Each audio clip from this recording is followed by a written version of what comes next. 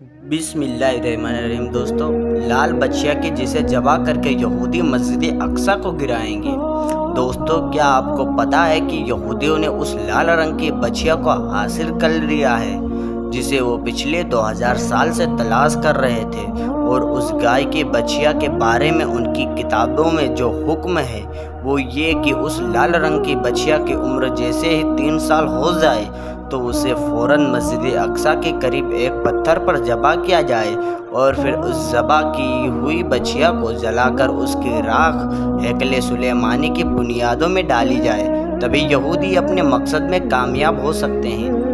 दोस्तों, जैसा कि पिछली कुछ वीडियो में मैं आपको बता चुका हूं कि यहूदी मस्जिद अक्सा को गिराने की प्लानिंग पूरी कर चुके हैं, क्योंकि मस्जिद अक्सा ही को गिराकर वहां वो अपना थर्ड टेम्पल मतलब हैकले सुलेमानी बनाएंगे। और उनका मानना है कि जिस दिन भी हमारा थर्ड टेम्पल बनकर तैयार हो गया और हमने उसकी बुनियादों में लाल रंग की बछिया ज़बह करके उसकी राख डाल दी तो उसी दिन हमारा असली मसीहा यानी दज्जाल आ जाएगा और फिर हम सारी दुनिया पर राज करेंगे।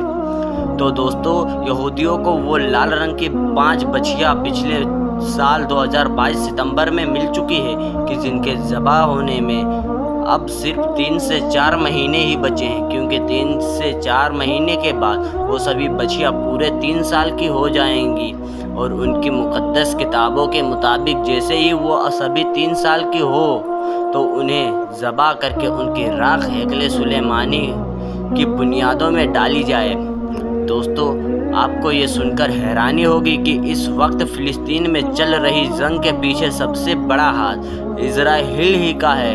क्योंकि इस जंग को इजराइली ने जानबूझकर छेड़ा है। क्योंकि अगर आप तारीख़ में थोड़ा सा पीछे जाएंगे तो आपको मालूम होगा कि सन 1980 में मशहूर फ़िलिस्तीन लीडर यासिर अल अराफ़ात की पार्टी को कमज़ोर करने वाले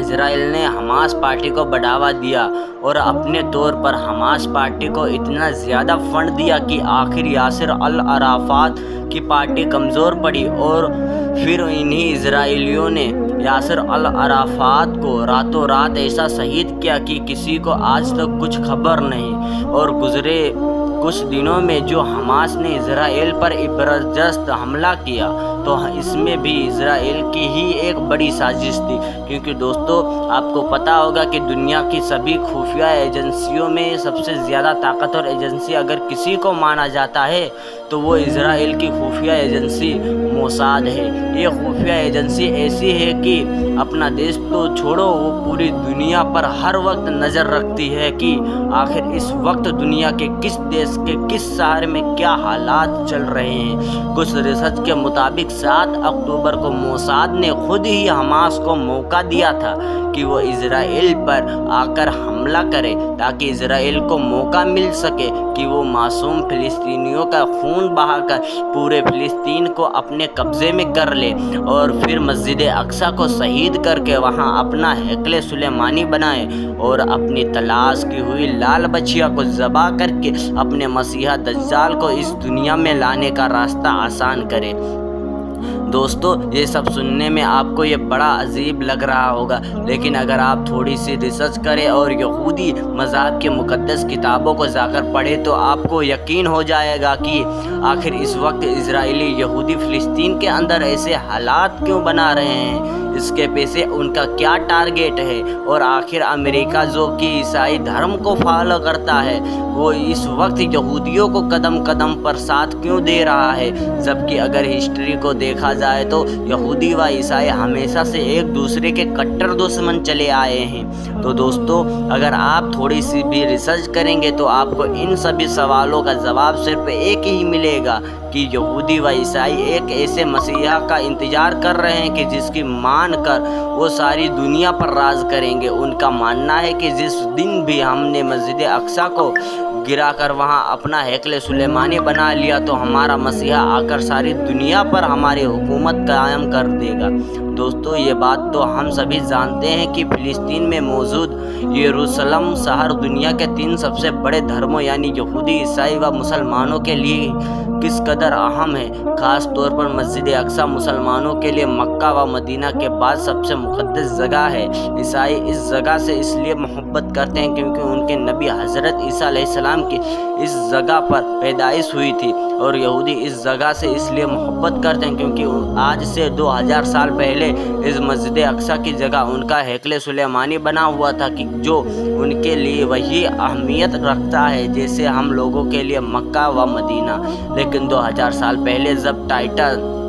نامی عیسائی بادشاہ نے یروشلم پر حملہ بولا تو یہودیوں کی اصل عبادت گاہ ہیکل سلیمانی کو پوری طرح تباہ و برباد کر دیا اور لاکھوں یہودیوں کو قتل کر کے اس عیسائی بادشاہ نے یروشلم پر اپنا قبضہ جما لیا۔ لیکن یہودیوں کی عبادت گاہ ہیکل سلیمانی کی ایک دیوار آج بھی موجود ہے کہ جسے یہودی پکڑ کر آج بھی رو رو کر اپنے آنے والے مسیح کے لیے دعائیں مانگتے ہیں کہ یہ ہمارے خدا جلدی سے دنیا میں ہمارے اس مسیح کو بھیج دے تاکہ پوری دنیا پر پھر سے ایک بار ہماری حکومت قائم ہو سکے۔ ہمارے حضور صلی اللہ علیہ وسلم کے زمانے تک یروشلم شہر پر عیسائی کا قبضہ رہا اور وہ حضرت عیسیٰ علیہ السلام کی پیدائش کی جگہ پر اپنے طور پر کچھ عبادتیں کیا کرتے تھے۔ لیکن جب اسلامی سرحدیں بڑھنے لگی اور بڑے بڑے ملک اسلامی حکومت سے شامل ہونے لگے تو حضرت عمر رضی اللہ تعالیٰ عنہ کے دورے حکومت میں مشہور صحابی حضرت ابو عبیدہ رضی اللہ تعالیٰ عنہ نے جا کر فلسطین کو جب فتح کر لیا اور پھر حضرت عمر رضی اللہ کے حکم پر مسجد اقصی میں جو دوسرے بادشاہوں کے ذریعے جو کچھ توڑ پھوڑ ہوئی تھی اسے صحیح کیا گیا اور مسجد اقصی کو ایک نئی شکل دے کر وہاں نماز کا سلسلہ قائم کر دیا گیا۔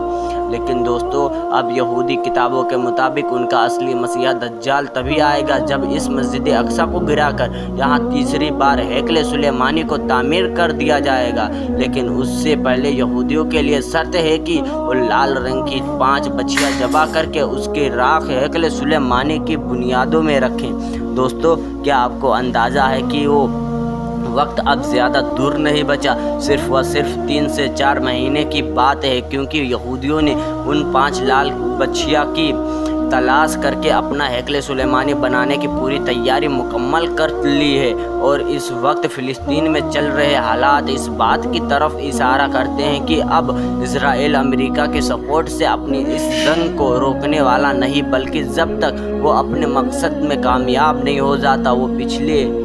نہیں ہٹے گا۔ اسی لیے اسرائیل پچھلے کچھ سالوں سے برابر اپنے پاس ایسے ہتھیار جمع کر رہا تھا اور خود کی اکانومی کو مضبوط سے مضبوط تک بناتا جا رہا تھا، کیونکہ اسے پتا تھا کہ اب وہ جنگ شروع ہونے والی ہے کہ جس کا ذکر سبھی مذہبی کتابوں میں ملتا ہے کہ قیامت سے پہلے ایک ایسی عجیب جنگ ہوگی کہ جس میں ہر طرف لاشوں ہی لاشیں نظر آئیں گی۔ حضور صلی اللہ علیہ وسلم کا فرمان کہ وہ جنگ ایسی ہوگی کہ اگر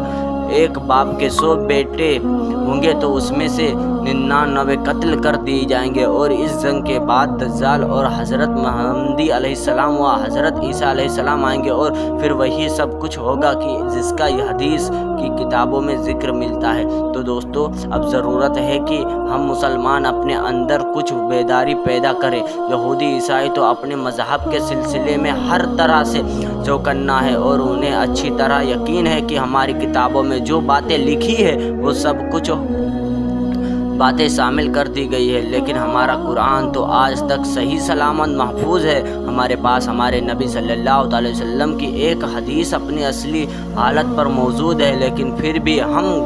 غفلت کی زندگی گزار رہے ہیں۔ ہم مسلمانوں کو دنیا کے حالات کی کوئی خبر نہیں۔ یہودی و عیسائی مسلمانوں کو ختم کر کے اپنے مسیح دجال کو لانے کی پوری پلاننگ کر چکے ہیں، اور ہم مسلمان ہیں کہ ہمیں ناچ گانوں سے ہی فرصت نہیں۔ بڑے افسوس سے بتانا پڑ رہا ہے کہ اس وقت ہمارے علاقوں میں اکثر مسلم نوجوان کو خبر ہی نہیں کہ فلسطین میں ہمارے بھائیوں پر کیسے ظلم و ستم پہ پہاڑ توڑے جا رہے ہیں، بلکہ ان حالات کے وقت کرکٹ میچ کی خبریں بڑے عروج